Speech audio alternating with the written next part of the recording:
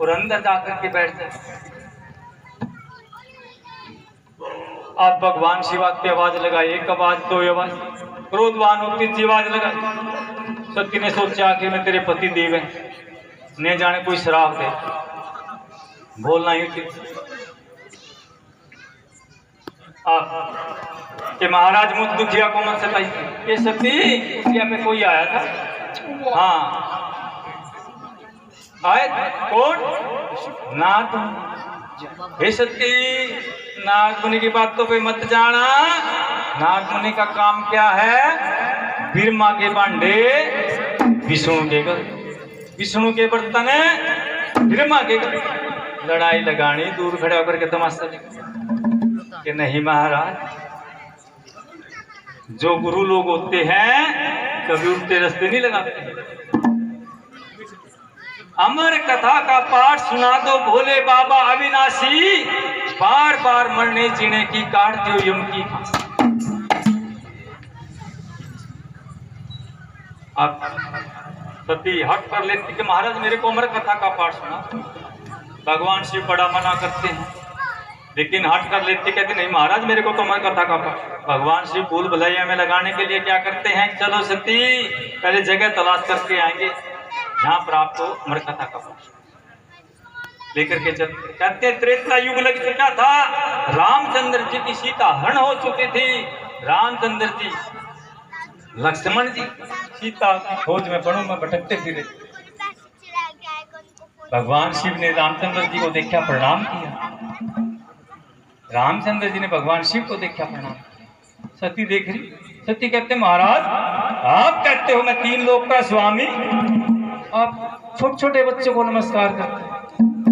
न जाने इनके कंधे पे धनुष बाण देखा इसलिए नमस्कार करते हो, न जाने इनके पीले वस्त्र देखे इसलिए नमस्कार करते हो, और न जाने इनके कंधे पे धनुष बाण देखा इसलिए डर करके नमस्कार करते हो।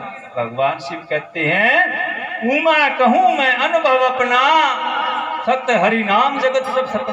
हे सती, जो ये बड़े हैं विष्णु भगवान का अवतार, और जो ये छोटे हैं शेषनाग का अवतार है। मैं इनकी कला, ये मेरी, इनकी सीता, इनकी जानकी हरण हो चुकी है, ये सीता की खोज में वनों में भटकते फिरे। सती कहती है महाराज आप तो मेरे को बिल्कुल मूर्ख लगाते हो। आप कहते हो ये विष्णु भगवान का अवतार, ये शेषनाग का अवतार है, इनको ये नहीं पता इनकी सीता, इनकी जानकी कहाँ है। भगवान शिव कहते सती इनको सब मालूम, ये अपनी लीला को रचाते हुए कि नहीं महाराज मैं तो इनकी परीक्षा लूं। बड़ा मना करते भगवान शिव, हे सती हम किसी के पास जाएंगे तो कुछ न कुछ दे करके भी आना। कि नहीं महाराज मैं तो परीक्षा लूंगी। परीक्षा लेने के लिए क्या? सीता माता का रूप धारण किया। कहाँ? उसी रास्ते में जिस रास्ते से रामचंद्र जी लक्ष्मण जी आ रहे थे, उसी रास्ते में सीता माता का रूप धारण कर करके एक पीपल के पेड़ के नीचे बैठ जाती है। उधर से रामचंद्र जी आते हैं और क्या कहते हैं? तन पूछे हैं सियापति राम जंगल में कन्या कैसे बैठी। तन पूछे सियापति राम जंगल में कन्या कैसे बैठी। पूछे हैं सियापति राम जंगल में। बाबा जी मैं उन्हें समझा रहा था, आप मैंने समझाना कि ऐसा है जब तक ये कथा चले भगवान शिव की, आपका ध्यान भगवान शिव के चरणों में, कान है हमारी वाणी के बीच में, तभी हमारे को भी कुछ फल प्राप्त होगा कथा सुनाने का, और आपको भी कथा सुनने का फल प्राप्त। देवलोक के बीच में 33 करोड़ देवी देवता विराजमान थे, सभी अपने भक्तों की बड़ाई गाते हैं। भगवान शिव की बारी आती है, भगवान शिव से पूछा जाता है कि महाराज आपका भी कोई भगत? भगवान शिव कहते हैं हमारा भी एक छोटा सा भक्त, जो भूखे को अन्न देता है, प्यासे को पानी देता है, और हमारे नाम का भोजन निकाल करके बाद में भोजन ग्रहण करता।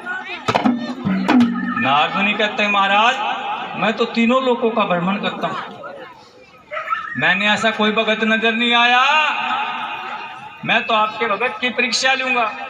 भगवान शिव बड़ा मना करते हैं, हे ऋषि देव, हे नारद मुनि, अगर आप किसी के पास कुछ लेने के लिए जाओगे तो आपने वहां कुछ न कुछ दे करके आना पड़ेगा। लेकिन नारद मुनि हट कर लेते हैं कि नहीं महाराज, मैं तो आपके भगत की परीक्षा लूंगा, और अपनी बीना को उठाते हैं। ये क्यों भेजते हैं?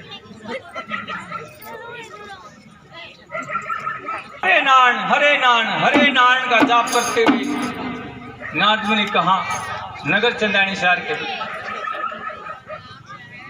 जहां के राजा हिमाचल भगवान शिव के प्रिय भगत भूखे को अन्न, प्यासे को पानी देते हैं। राजन को पता लगा, नारद मुनि आए हैं। दौड़े दौड़े राजन नंगे कदम दौड़े दौड़े आए, कहते धन भाग सफल कमाई, घर बैठे ही संतों के दर्शन आपने मेरा बेड़ा क्या, मेरी पूरी नगरी को ही पवित्र कर दिया।